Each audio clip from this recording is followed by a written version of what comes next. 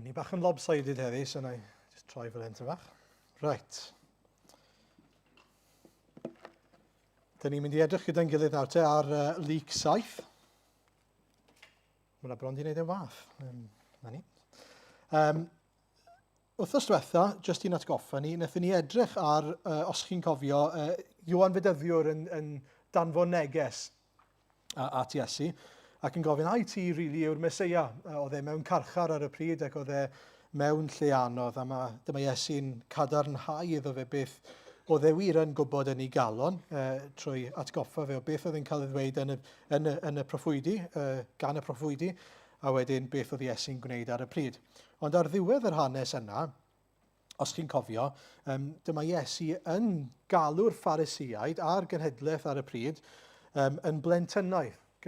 Sut allai ddisgrifio y genhedlaeth yma, mae'n dweud, maen nhw fel plant sydd ddim yn fodlon derbyn mewn gwirionedd beth oedd Duw yn dweud wrthyn nhw. A mae hwnna'n berthnasol achos yn yr hanes yma, i ni'n gweld rhywbeth o reality hynny. Y ffaith fod y Pharisiaid wedi gwrthod pwy yw Iesu, bod nhw wedi cael cyfle I weld Iesu yn ei holl ogoniant, ond fod yna rai anghennus, fod yna rai pechadurus, fel ni'n gweld heddi, wedi derbyn a wedi credu yng nghyfiawnder Duw, neu cydnabod cyfiawnder Duw, fel sy'n cael ei sôn amdano, nathon ni edrych arno wrthos diwetha.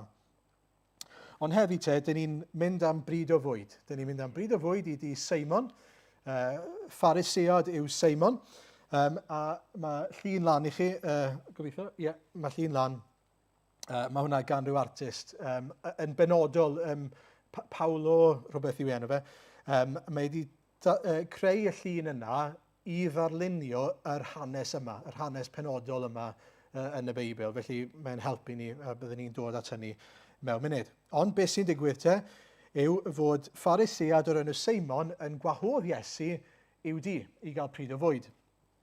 A dyn ni ddim yn gwybod pam, ni ddim yn gwybod beth yw cymhellion y Pharisiad, ond allwn ni ddychmygu a diddordeb mewn dysgu mwy am Iesu, o syched gyda fe I adnabod Iesu, yw e'n just busnesan, neu falle hyd yn oed yw e'n chwilio am achos yn erbyn Iesu.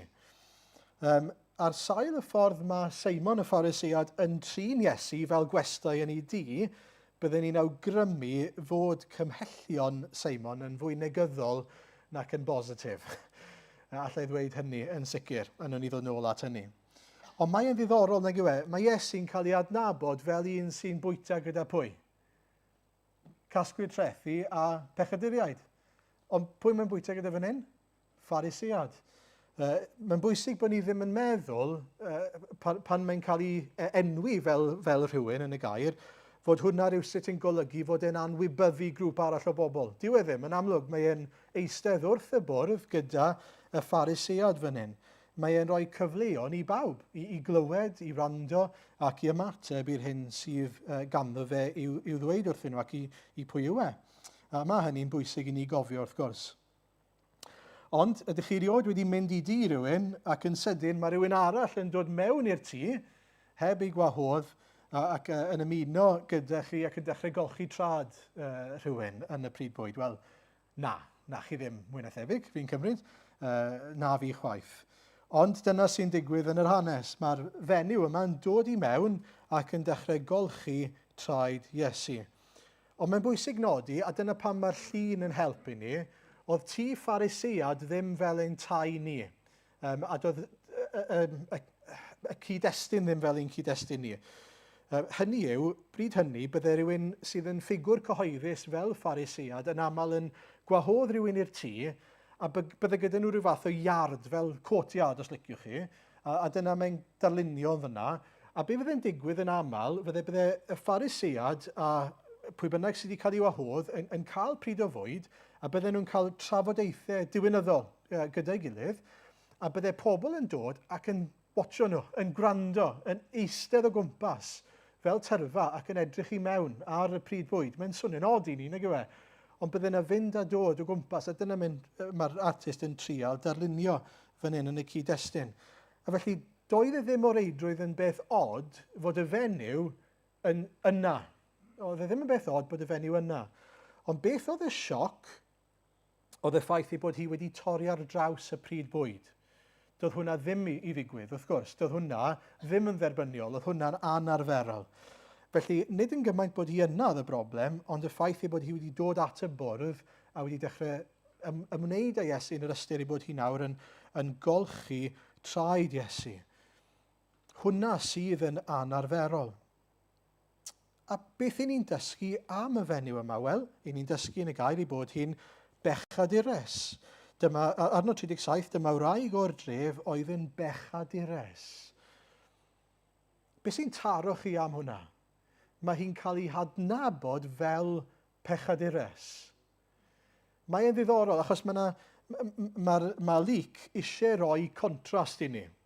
Chi'n sylwi, dyw e ddim yn enwi Seimon ar y dechrau, mae e'n galw fe yn ôl yr hyn mae'n cael ei adnabod amdano. Mae e'n Pharisead. So, gwahoddodd un o'r Phariseaid ef i mewn. Wedyn, dyma bechadures yn dod i mewn. Mae'n disgrifio nhw yn ôl pwy ydyn nhw yn y gymdeithas. Nawr, dychmygwch y gwahaniaeth. Mae un yn bechadures yn cael ei hadnabod fel pechadures yn y gymdeithas. Mae un yn cael ei adnabod fel Pharisead yn y gymdeithas. A dim ond wedyn mae'n enwi Seimon. Mae hwnna'n ddiddorol. Mae Luc eisiau ni ddysgu rhywbeth fan hyn. Mae yna wahaniaeth rhwng y ddau. Mae yna wahaniaeth yn sut maen nhw'n cael ei adnabod yn y gymdeithas. A mae'n siŵr fod yna elfen o hynny yn wir yn ein dydd ni, nag oes e? I ni'n bobl sydd yn syrthio i'r un math o trap, i ni'n adnabod pobl yn aml yn ôl eu statws nhw falle, neu eu gweithredoedd nhw falle, yr hyn maen nhw wedi cyflawni. Eu llwyddiannau nhw. Neu, ar adegau, i ni'n gallu adnabod pobl am eu methiannau nhw. O, fe yw'r person sydd wedi gwneud hyn a hyn a llall a llall. Mae hwnna'n debyg iawn i beth oedd yn digwydd fan hyn. A mae yna her i ni fan hyn, dos e? Sut dyn ni'n adnabod pobl eraill, sut dyn ni'n ymdrin â nhw oherwydd hynny, a sut dyn ni'n dymuno ein bod ni'n cael ein adnabod. Mae hwnna'n her i ni. Hynny yw, mae Seimon eisiau fod e'n cael ei adnabod fel Pharisead. Oherwydd mae hwnna'n pwyntio at ei hunan gyfiawnder a'i lwyddiannau fe, a'i statws yn y gymdeithas. I'r gwrthwyneb, diw'r fenyw yma yn sicr ddim eisiau cael ei adnabod am ei phechod, ond mae'n cael ei adnabod amdano fe beth bynnag. A mae'n cael ei gwrthod a'i thrin fel baw oherwydd ei phechod hi. Sut dyn ni eisiau bobl ein trin ni, a sut dyn ni'n trin pobl eraill? Yn ôl ei identity nhw fel rhywun sydd wedi cyflawni rhyw bechod mawr? Neu o ran eu llwyddiannau nhw'n y gymdeithas? Neu yr hyn maen nhw'n cyfrannu i gymdeithas, eu statws nhw? Neu ydy ni'n adnabod person fel mae Duw yn ei adnabod nhw? Fel rhywun sydd yn rhan o'i greadigaeth ac yn abl i gael ei adfer, rhywun sydd yn werthfawr yng ngolwg yr arglwydd, eu pechod nhw? Neu ydyn ni'n trin nhw fel mae pawb arall yn ei trin nhw? A beth am ni'n hunain? Chi bod, ges i anogaeth, mae yna chwaraewr pêl-drod, mae yng nghwpan y byd ar hyn o bryd, Bukayo Saka yw enw fe, mae'n warae Arsenal. Ar ei social media fe, ar social media, mae ydych chi yn aml disgrifiad o'ch chi'ch hunan. Mae'n ddiddorol i gweud, sut mae pobl yn disgrifio eu hunan ar Instagram ac yn y blaen. So mae gyda chi'ch enw, a wedyn o dan hwnna bio, eich disgrifiad o pwy ydych chi. Yn aml mae e'n professional footballer for Arsenal FC a Lloegr neu be bynnag. A mae pobl yn disgrifio eu hunan yn ôl beth maen nhw'n gwneud. Neu beth maen nhw wedi cyflawni. Beth yw ei ddisgrifiad fel Cristion? Chi'n gwybod beth yw'r peth cyntaf sydd o dan ei enw fe? God's child. God's child. Na chi fendigedig yw hwnna. Bod pobl yn ei adnabod nid yn ôl ei lwyddiant yn y byd pêl-drod, nid fel rhywun sydd yn celebrity, ond fel un sydd yn eiddo i Dduw, yn blentyn Duw, plentyn y Duw byw. Chi'n gweld dyw e ddim yn ymhyfrydu yn ei lwyddiannau bydol, mae'n ymhyfrydu yn yr arglwydd a beth mae wedi gwneud Achos mae e'n gwybod, dwi ddim ond yn blentyn i Dduw oherwydd Crist. Felly beth mae e'n ymffrostio, beth mae eisiau cael ei adnabod yn, gwaith, mae eisiau ei adnabod am waith Crist ynddo fe. Yr mae Duw wedi gyflawni mwyn iddo fe fod yn blentyn i'r arglwydd. A mae'n ymffrostio yn yr arglwydd mewn cymaint o ffyrdd ar y we ac yn y blaen, mae'n gret. Ond beth amdano ni? Tybed ydy ni fel yna yn ymhyfredu yn yr hyn mae'r arglwydd wedi wneud drosto ni, eisiau cael ein adnabod am hynny, nid unrhyw beth arall. Nawr, mae'r Pharisëad yn sicr eisiau ymhyfrydu yn ei statws e. Ac i'r gwrthwyneb wedyn, mae'r bechadures, wel, bydde hi ddim eisiau cael ei adnabod am ei phechod, ond beth ni'n mynd i weld fan hyn yw,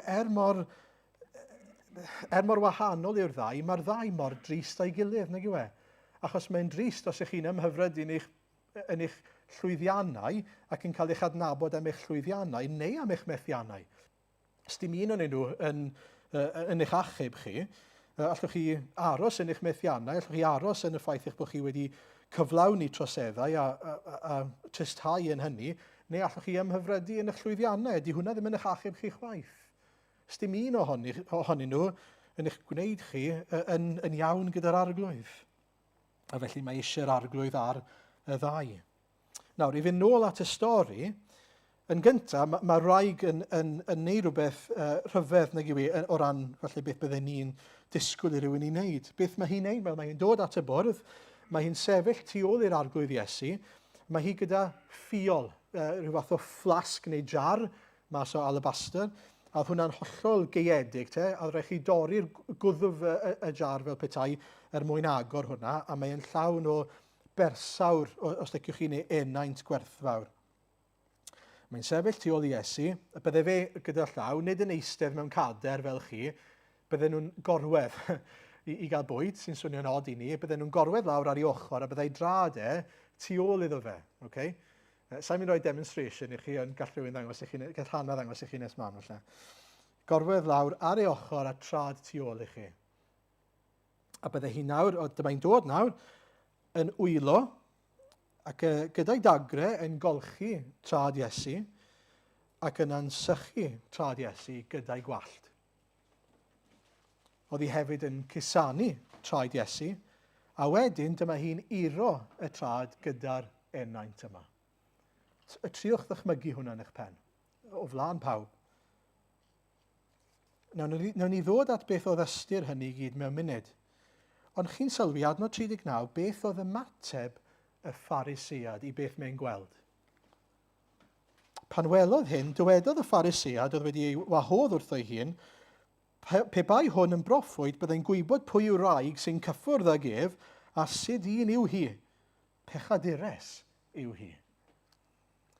Ei ymateb yw, os bydde fe'n, a siarad gyda'i hunan mae os bydde fe'n gwybod pwy yw hi a le mae hi wedi bod, mor frwnt yw hi, bydde fe ddim eisiau hi yn agos ato fe.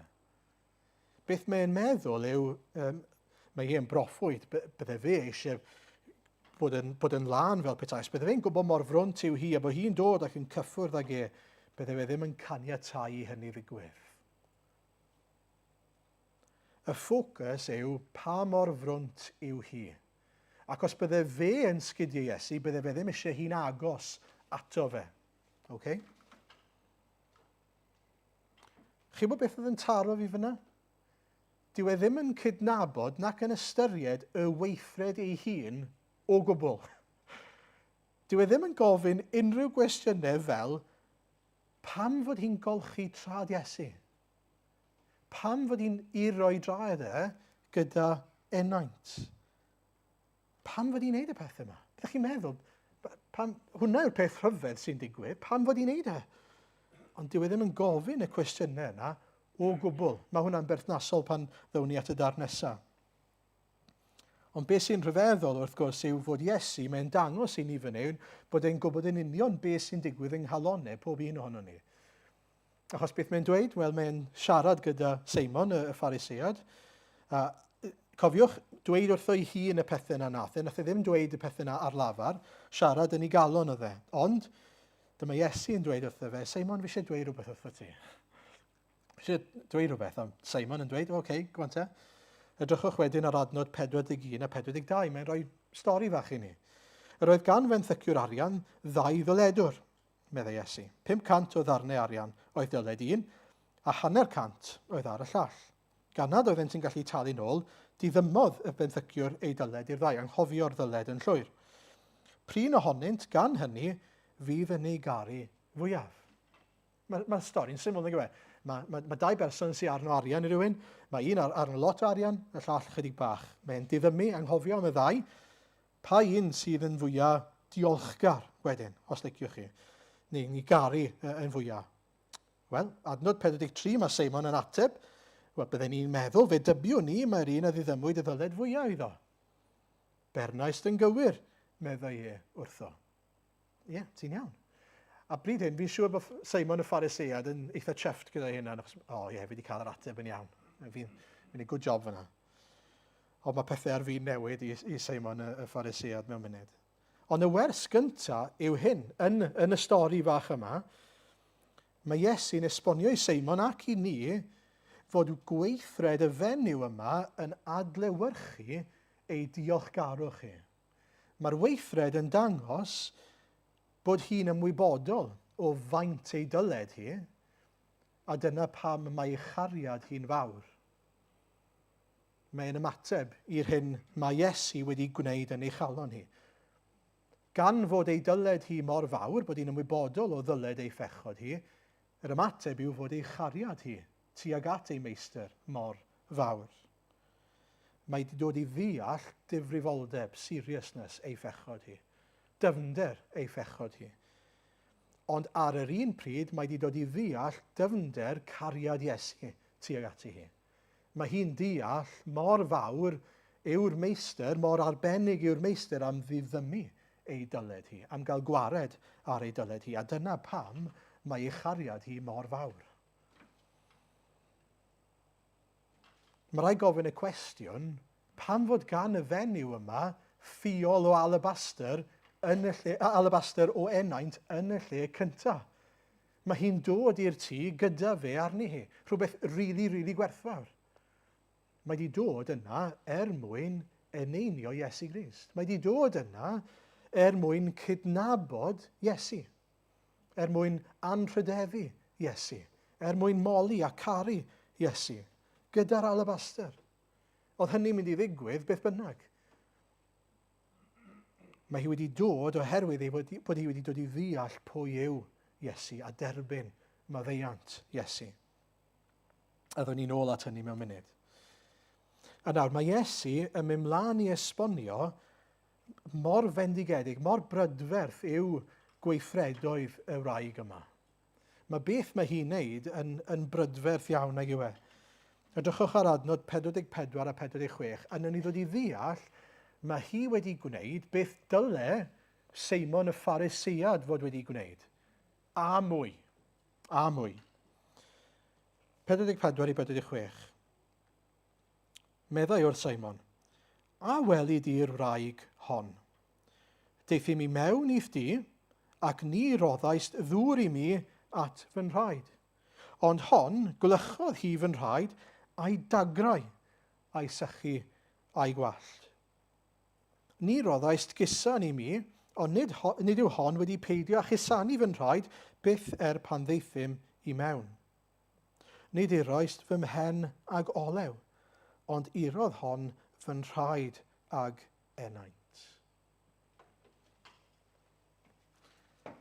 Beth oedd y Phariseiad i fod wedi gwneud pan ddaeth Iesu i mewn i'r tŷ? Rhywbeth oedd yn gwrteisi ar y pryd, nid cynnig paned o de neu goffi fel yn ni'n neud. Rhywbeth lot mwy involved mewn gwirionedd. Pryd hynny, os byddech chi'n mynd mewn i dŷ rhywun arall, byddech chi'n disgwyl cael cusan, byddech chi'n disgwyl cael golchi eich trad, o leia dŵr i olchi eich trad, neu hyd yn oed fod rhywun yn golchi eich trad chi i chi, a bod rhywun yn uro'ch pen chi gyda olew, y refresho chi mewn gwirionedd. Okay? Mae Iesu'n pwyntio mas. Seimon, ti ddim wedi gwneud unrhyw un o'r pethau sydd fel arfer yn gwrteisi i rywun wneud.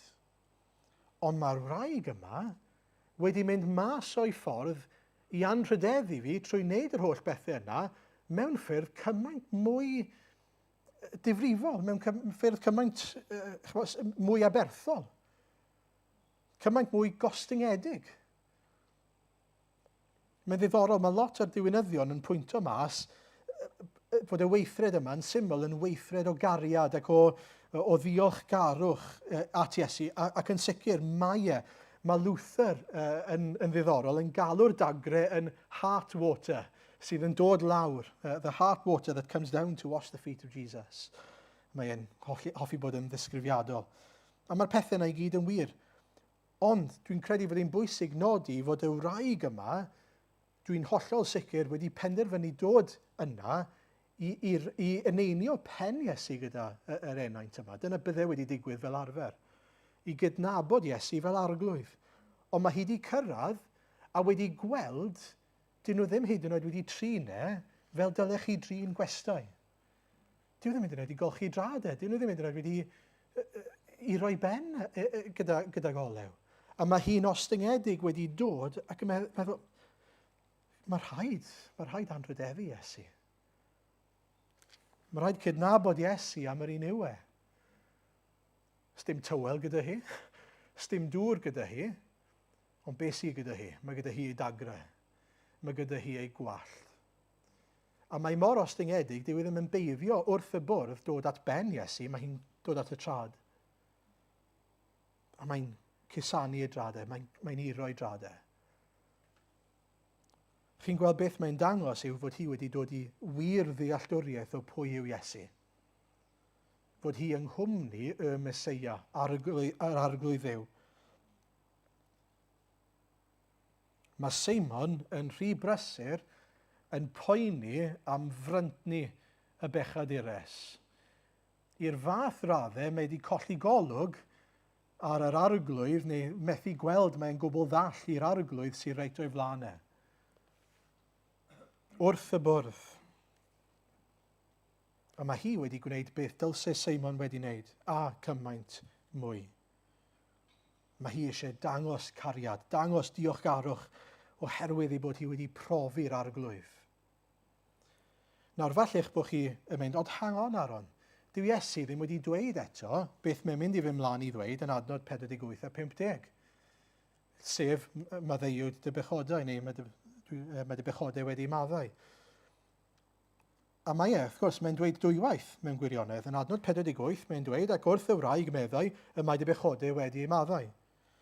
A mae hefyd wedyn yn dweud, y mae dy ffydd wedi dachub di dos mewn tangnefedd. Ond mae'n bwysig cofio beth mae wedi dweud yn barod yn adnod 47.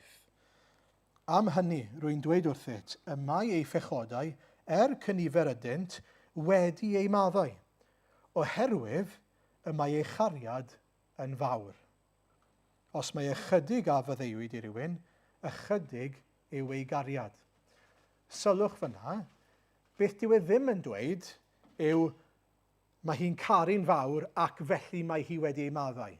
Nid dyna beth mae'n dweud. Mae hwn yn bwysig. Beth mae'n dweud yw mae hi'n caru'n fawr oherwydd ei bod hi wedi ei maddau'n fawr. Beth sy'n digwydd pan ni'n profi maddeuant? A mae'n holl bechodau wedyn ni'n ymateb mewn cariad mawr. Mae hwnna'n bwysig. Nid oherwydd ei bod hi'n caru Iesu mewn rhyw weithred fel hyn, mae hi'n cael ei maddau'n fawr. Na, mor fawr yw ei phechod, mae hi'n caru yn fawr. Os mae ychydig a faddeuwyd i rywun, ychydig yw ei gariad. Ond gan mai mawr yw'r faddeuant, mawr yw ei chariad. A mae'n bwysig bod ni'n sylwi hynny ac yn nodi hynny. A felly mae'n werth gofyn y cwestiwn, pam fod Iesu yn dweud wrth y wraig fod ei phechodau wedi ei maddau? Ddwywaith. Wel, mae dau bwrpas. Y tro cyntaf, mae'n dweud nid ei lles hi, yn bennaf, ond lles y dyrfa a Seimon y Phariseiad. Mae eisiau iddyn nhw ddeall, chi'n gwybod y bechadures yma, chi'n cadw galw'n bechadures, mae ei phechodau hi wedi ei maddau. Mae ei phechodau hi wedi ei maddau. A maen nhw'n ymateb i hynny nag nhw yn adnod 49. Pwy yw hwn sydd hyd yn oed yn maddau pechodau? Maen nhw'n dod i ddeall mai Crist yw'r un sydd yn abl i faddau pechodau. Hynny yw, hyd at y pwynt yna, mae Iesu wedi datgan fod ei phechod hi wedi ei maddau ac felly mae ei chariad hi'n fawr, ond gallen nhw wedi dod i'r casgliad fod Duw y Tad wedi maddau ei phechodau hi. Mae eisiau iddyn nhw ddeall mae Iesu sydd yn maddau, abl i faddau pechodau. Ac yna, mae'n troi at y wraig. A mae Hendricks yn diwynydd yn dweud rhywbeth bendigedig am hyn. What the woman already knew in principle is now reaffirmed. In view of her past life, she probably needed this reassurance so that what she already sensed to be true, hence her great outpouring of love, might become even more firmly established in her heart. Chi'n gweld mae'r arglwydd eisiau cadarnhau iddi hi. Yr un sydd falle mor ymwybodol o'i phechod hi, mor ymwybodol o'i bryntni hi, na, ti wedi cael d'achub. Dos mewn tangnefedd. Paid â gadael i'r dyrfa a'r bobl sydd yn dadnabod i fel pechadures i ddiffinio pwy wyt ti. Fi sy'n diffinio pwy wyt ti.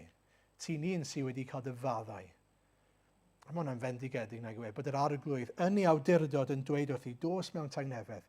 Mae dy ffydd, ti di ymddiried ynddo fi, ti wedi cael d'achub. Mae hi'n cael sicrwydd o faddeuant pechodau.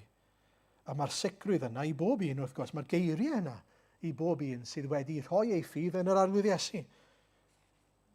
Fod yr arglwydd Iesu yn dod ato ni ac yn dweud wrtho ni, mae dy ffydd wedi d'achub di. Nid yn llythrenol ein ffydd ni, ond y ffaith ein bod ni wedi ymddiried yn yr arglwydd. Wedi d'achub di, dos mewn tangnefedd. Yr ymateb i ni te, wel, mae gyda ni dangnefedd nawr. Mae heddwch ar gael am fod Crist yn dweud, gan ein bod ni wedi ymddiried, mae i ni yn rhai sydd wedi ein maddau. Nawr, fi eisiau gorffen gyda hyn.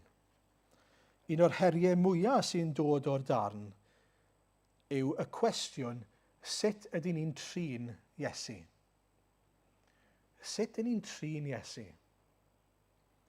Be fi'n golygu gan hynny yw, mae yna ddau ymdriniaeth o Iesu fan hyn, os e. Sut mae'r Phariseiad yn trin Iesu a sut mae'r wraig yn trin Iesu. Mae'r fenyw yma wedi mynd i brynu'r enaint gwerthfawr. Mae hi'n dod nid i drin Iesu fel ymwelydd neu gwestai, ond mwyn moli a cydnabod ac anrhydeddu'r arglwydd fel brenin ac arglwydd. Dyna pam mae hi'n dod ag enaint i eneinio Iesu. Mae hi'n dod mwyn gallu cydnabod pwy yw e.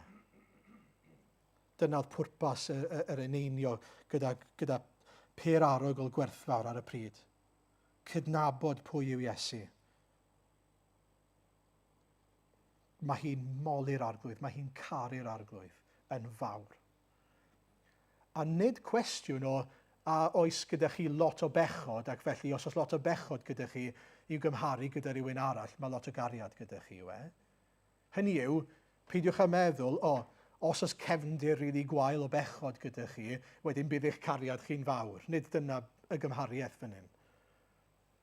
Ymwybyddiaeth o bechod yw e, nid faint o bechodau bydol i ni'n gallu cyfri. Ymwybyddiaeth o ddifrifoldeb pechod yw e. Os i ni'n ymwybodol ein bod ni wedi gwrthod arglwydd y nef, does dim pechod mwy na hynny, bydd ein cariad ni'n fawr yn wyneb hynny.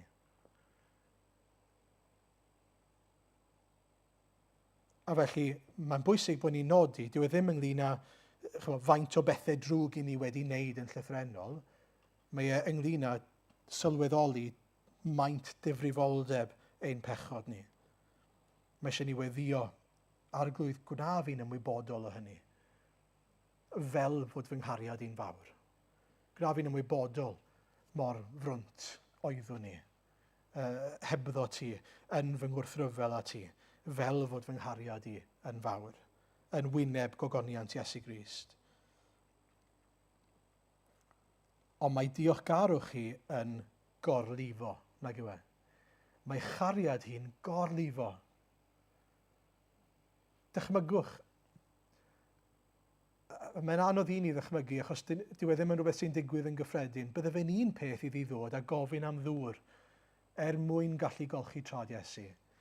Bydde fe'n un peth i ofyn am dywel. Mae'n defnyddio ei gwallt. Mae'n defnyddio ei dagrau hi. Mae'n defnyddio popeth sydd ganddi hi. A bydde hwnna'n embaras i bawb arall, ond iddi hi, mae chariad i tuag at yr arglwydd yn fwy na beth bydde'r embaras o flaen dynion. Dyw hi ddim yn poeni am sut mae'n edrych i eraill, mae'n poeni am garu'r arglwydd. Beth amdano ni? Pan ni'n sôn am garu'r arglwydd. Ein cariad ni tuag at yr arglwydd. Pan ni'n dod mewn diolchgarwch nawr gyda'n bywydau ni, nid jyst ar y sul, ond gyda'n bywydau ni, sut ni'n trin yr arglwydd Iesu? Sut ni'n ymddwyn yn ein cariad ni tuag at yr arglwydd Iesu? A fydden ni'n golchi fel petai trad yr Iesu os bydde fe'n gyfleus, os bydde dŵr yna, os bydde tywel i gael. Neu a dyn ni'n rhoi pob rhan mewn mawl, mewn diolchgarwch, mewn gwasanaeth i'r arglwydd. Ydyn ni'n dod mewn ffordd metaphorical nawr i olchi traed yr arglwydd Iesu gyda pwy bynnag adnoddau sydd ganddo ni.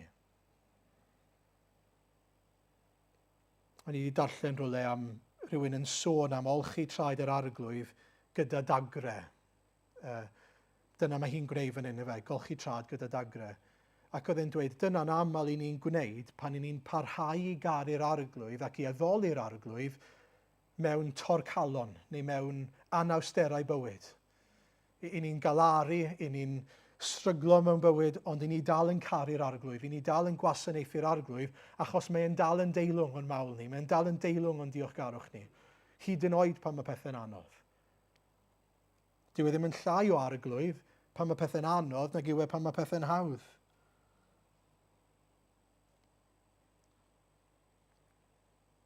A mae yna hefyd rhybydd i ni'n dos e.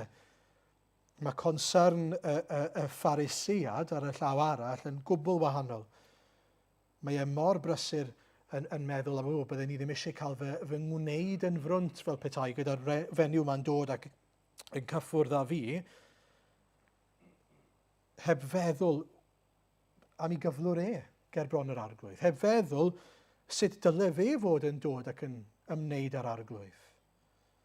Petai wedi gofyn y cwestiynau iawn, bydde fe falle wedi gweld ei frynt ni fe.